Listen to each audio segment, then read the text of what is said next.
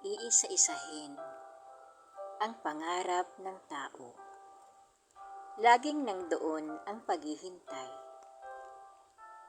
Ang iba, nakokontento na lang sa alaala ng mga alaalang patuloy na naiisip kahit walang patutunguhan. Pero kapag puso na ang nangarap, nagkakaroon ng saysay ang paghihintay. Dinadaig ng pag-ibig ang pagkainip sa taong nagmamahalan. Walang panahon ang binibilang. Bawat sandali ay walang katapusan. Ipinasya naming magkakaibigan na mamasyal sa probinsya ni Marco. Isinama ko ang aking bunsong kapatid na si Olivia. Kuya, parte pa ba ng Pilipinas rito? Ba't ang hirap ng signal? Paano ko matatawagan sina Mami? Reklamo nito. Kung alam ko lang na ganito dito, hindi na sana ako sumama sa inyo. Sana, sumama ka na lang kay Mami. Kasi, panggulo ka lang rito eh. Ang dami mong reklamo. Sagot ni Mark na naguguluhan sa kapatid. Ang layo pala ng probinsya ninyo, Marco. Baling niya sa kaibigan. Tiis lang kayo, malapit na tayo. At sigurado, doon may signal na. At saka tiningnan niya ang nakasimangot na si Olivia. Malaki ang bahay ng mga ito, pero may kalumaan na, pati ang mga gamit dito. Mga anak, alam kong pagod kayo sa biyahe. Halina at magsikain muna kayo. Paanyaya ni Nana Merly, ang katiwala at tagapangasiwa ng bahay at hasyenda. Aba, hindi po kami uurong dyan, Nana, kasi gutom na rin po kami. Sagot naman ni Marco. Umakyat si Mark sa ikalawang palapag at pinagmasdan ang kagandahan ng bahay. Napansin niya ang isang piano at katabi nito ang isang telepono. Napapaikutin mo ang bawat numero sa pagdayal. Kagaya ng unang panahon. Meron pa palang ganito sa loob-loob niya. Mark, anak, bumaba ka na at kumain. Halika na, kumakain na yung mga kasama mo. Paulit na sabi ni Nana Merly. Opo, susunod na po. Maikling sagot niya. Ipinakilala ni Nana Merly ang anak niya na si Edward sa mga kasama nito habang kumakain. Kuya, ba't ganun dito? Parang ang weirdo, pati paligid. Sabi niya kay Mark. Huwag kang maingay, kumain ka na lang. Sagot naman niya. Kinabukasan ay ipinasyal siya ni Marco sa may simbahan, sa parke, at kinunan niya iyon ng mga litrato. Ang ganda pare, saan niya dito? Maraming magandang dalaga dito pare. Malay mo, makakita ka na ng magiging syota mo dito. Pabiro ni Marco. Alam mo, kung darating yan, kusa yun pare. Hindi ko na kailangang hanapin yun. Kusang darating yun, sagot niya. Sa bagay, nagkibit na lang ng balikat ang kaibigan niya. Pumasok sila ng simbahan at nagsindi ng kandila at nagdasal. Sa di inaasahan may nakita silang cellphone at nakita niya ang mukha ng may-ari nito. Dali-dali siyang lumabas. Pero ang babaeng nakita niya ay wala na rito. Pare, ang ganda ng chicks. Sandali lang ha, lalapitan ko. Saad ni Marco. Puro ka naman chicks eh. Tingnan mo nga ito oh. Yung larawan sa paligid. Tingnan mo. Ay nako, mamaya ka na. Baka magsialisan na yung mga dalaga. Sayang naman oh, may kipagkilala sila sa akin. Iiling-iling na lang siya na umalis at iniwan ang kaibigan. Biglang tumunog ang cellphone at hindi niya inaasahan ang paparating na malaking sasakyan. Biglang may isang matandang babae ang tumulak sa kanya upang hindi siya ang mabangga. Ito ang nabangga ng malaking sasakyan. Lola! Lola! Diyos ko, tulungan niyo ako. Dalhin natin siya sa ospital. Natataranta na si Mark. Natataranta siya sa biglang pangyayari. Nurse, asan ang lola ko? Asan siya? Narinig niya ang iyak ng isang babae na humahangos at itinuro ng mga ito ang kinalalagyan ng matanda. Ito siguro ang apo ng matanda. Miss, ikaw ba ang nagligtas sa lola ko? Salamat. Salamat sa pagligtas sa lola ko. Umiiyak ito. Teka, nagkakilala na ba tayo? Tanong nito sa kanya. Hindi pa. Pero ikaw yung nakaiwan ng cellphone sa simbahan. Ito nga pala oh. Sabay abot dito. Salamat. Napakabuti mo at alam mo ba, importante sa akin to.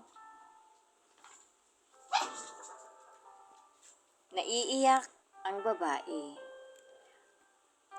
By the way, ako nga pala si Mark. Ikaw? Anong name mo? Ako si Heidi. Naiiyak siya sa sinapit ng lola niya. Napakabuti niyang tao. Mabuti pa.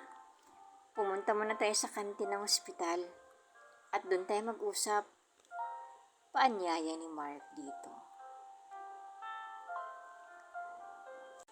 Alam mo ba, Heidi, napakabuti ng lola mo. Itinulak niya ako na makita niya na merong paparating na malaking sasakyan. Kaya nakukonsensya ako eh. Ako tuloy naging dahilan kaya nagaganyan ng lola mo. Mark, huwag mong sisihin ang sarili mo. Malaking bagay ang pagdala mo kay lola dito sa ospital. Wika ni Heidi. Nailigtas mo si lola. Kaya sana, huwag mong sisihin ang sarili mo. Insist ako nga magbabayad ng hospital bills ninyo. Ano nga pala ang name ng lola mo? Rose Santos. I have to go kasi meron pa akong mga asikasuhin sa labas. Wika ng dalaga. Saan ba ako pwedeng makatawag dito? Tanong niya kay Edward, ang anak ni Nana Merly. Meron po dun sa sa itaas. Pakitingnan na lang po ninyo kung okay pa yun. Bakit po ba? Tatawag kasi ako sa ospital. Aalamin ko yung matanda kung nagising na o ano. Kasi ako ang dahilan nun eh, kaya siya tuloy yung nabangga ng malaking sasakyan. Kasi itinulak niya ako. Paglalahad niya kay Edward. Sige po. I-try po niyo yung nasa taas. Alam ko gumagana pa yun. At umalis na ito. Biglang kumulog at bumuhos ang malakas na ulan. Iniangat ni Mark ang telepono nang biglang may sumagot na babae sa kabilang linya. Hello? Sino to? Sagot niya. Sa hospital ba to? Tanong niya dito. Anong hospital? Hello? Nang biglang naputol ang linya. Naguguluhan man ay ibinaba ni Mark ang telepono. Hindi makalimutan ni Mark ang babae na nakausap sa telepono. Pakiwari kasi niya ay matagal na silang magkakilala. Kinabukasan, inabangan uli niya ang muling pagtunog nito. At bigla siyang natigilan. Bigla kasing lumakas ang hangin at kumulog ng malakas. Hello? Tanong niya. Hello? Sagot naman ng babae sa kabilang linya. Pwede ba malaman ang name mo? Oo. Ako si Divine. Pwede mo ba akong tulungan? Kasi ang mga magulang ko, gusto akong ipakasal sa hindi ko gusto. Sa isang mayaman, hindi ko naman mahal.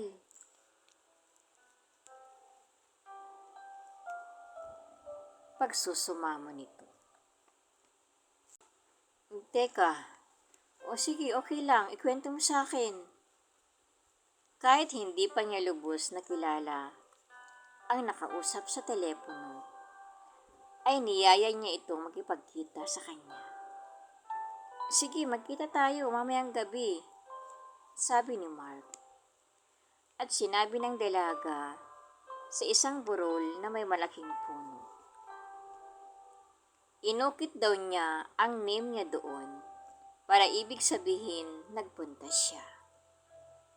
At iuukit niya ang pangalan niya upang makita ni Mark pagpunta doon. Sumapit ang gabi at dumating si Divine at hinanap si Mark. Isang oras na siya naghihintay pero wala ito. Maya-maya, Divine? Tawag ni Mark pero wala siyang nakitang anino ng dalaga. Anong nangyari dun? Niloko lang niya ako? At hindi niya ako sinipot? Ano ba ito nangyayari sa akin? Hindi ko naman siya kilala eh. Bakit nagtiwala ako agad sa babaeng yun? Wika ni Mark sa sarili. Kinabukasan, tumunog uli ang telepono. Hello? Ba't hindi ka dumating? Nag-antay ako. Matagal ako nag-antay sa'yo. Sabi ni Mark. Mark, nagpunta ako doon. At tinupad ko ang sinabi ko sa'yo. Iniukit ko ang pangalan ko sa puno. Pagpunta mo, tingnan mo. At nandun ang pangalan ko. Wika ni Divine. Kinagabihan, ipinasya ni Mark na pumunta sa burol at tingnan ang pangalan na sinabi ni Divine. Nakita niya ang pangalan ng dalaga at ang nakaukit ay Divine na mayroong petsang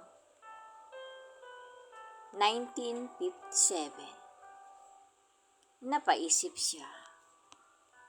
Ibig sabihin, kung 1957 yun, si Ramon Magsaysay pang presidente? 2005 na ngayon ah.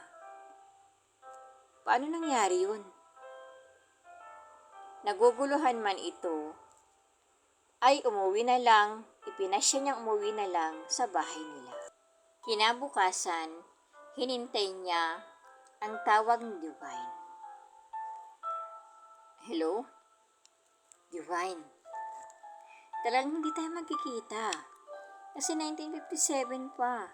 Ang ibig sabihin, matanda ka na ngayon. Ano? Sagot sa kabilang linya. Paano nangyari yun? Sabi ni Divine. Ganito ang gawin mo. Huwag kang magpakasal. Puntahan mo ko sa Manila. Ibibigay ko sa iyo yung address. Tutulungan kita. Sumakay ka ng barko. Alam mo ba, sa ikli ng panahon na magkausap tayo, minahal na kita. At gustong gusto kitang makita. Kahit anong itsura mo. Kahit matanda ka na, okay lang sa akin. Pagtatapat nito sa dalaga. Mahal din kita, Mark. At pangako, pupuntahan kita sa February 14, 2005 sa Manila. Hintayin mo ko. Magkikita tayo doon. Salamat at dumating ka sa buhay ko. Salamat din, Divine. Ihintayin kita.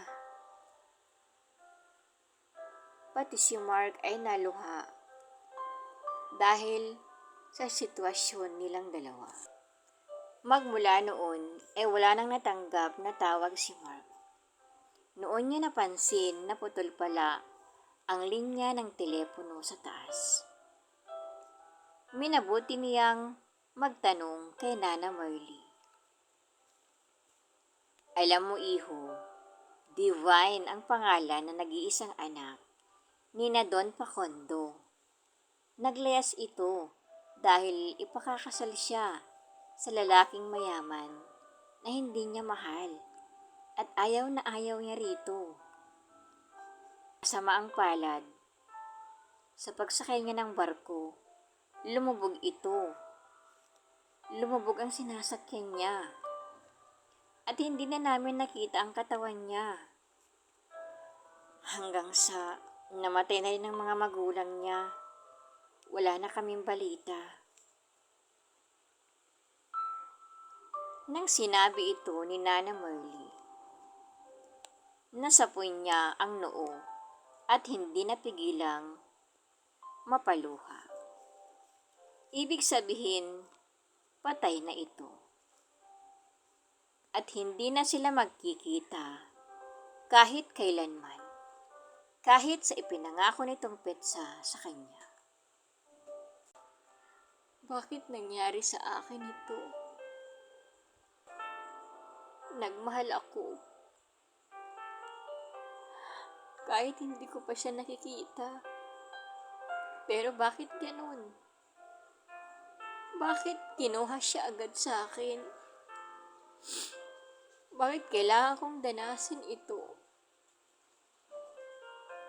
At kahit sandali lang kami nagkakilala sa pamamagitan ng telepono, bakit parang ang tagal na namin magkakilala? Labis na nasaktan si Mark. Mabuti na lang dumalaw si Heidi at kahit paano gumagaan ang pakiramdam niya.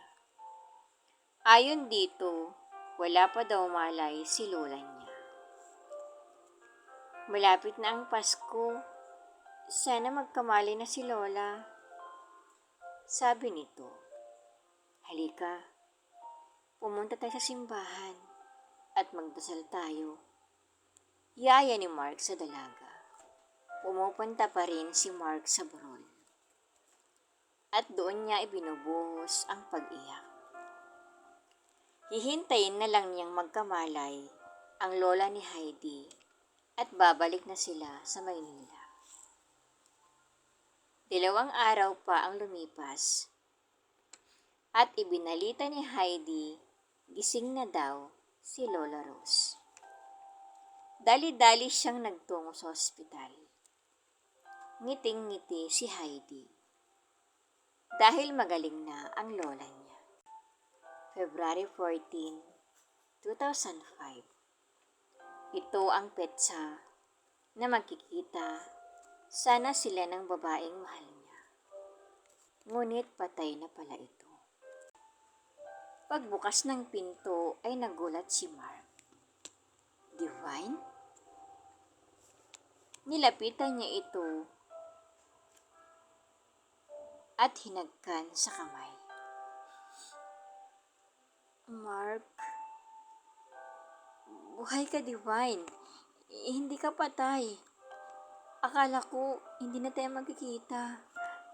Salamat naman, buhay ka pa. Teka, magkakilala kayo? Takang tanong ni Heidi. Oo, iha. Siya ang kasintahan ko noon. Kahit di kami nagkita, nangako akong pupuntahan ko siya dito sa Maynila. At ito nga, tinupad ko ang pangako ko. Nung nasa simbahan tayo, ay nakita ko na siya.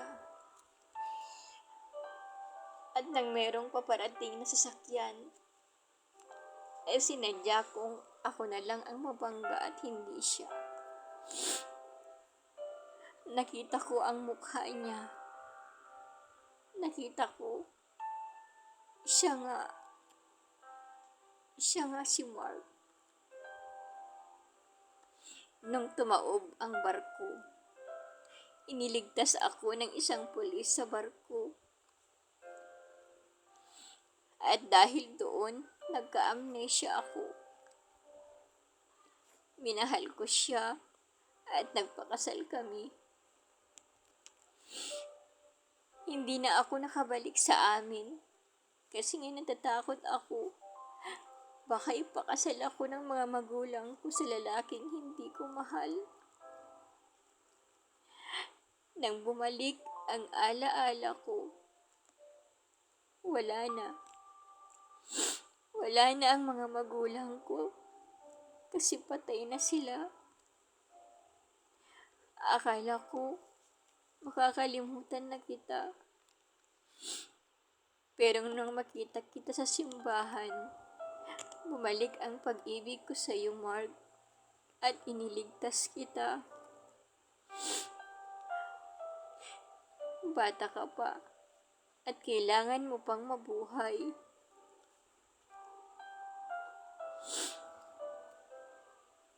Dahil sa narinig ni Mark, niyakap niya si Rose. Ako ang kahapon mo at si Heidi ang kasalukuyan mo, Mark. Masaya na ako mamamatay kasi nakita na kita, Mark. Nasa dagat sila. Si Mark, si Heidi, at si Lola Rose.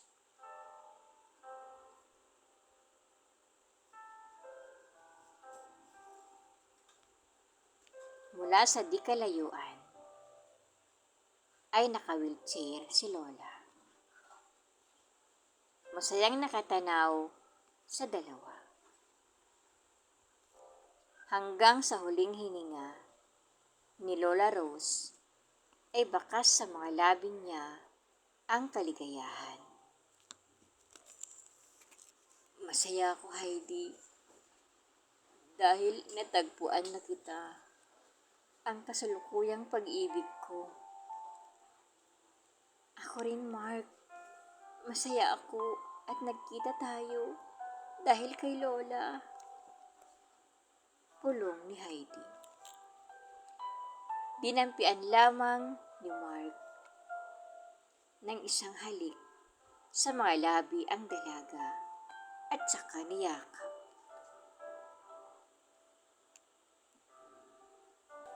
Mawala man si Lola, alam kong masaya na siya dahil nakapiling kanya at nakita.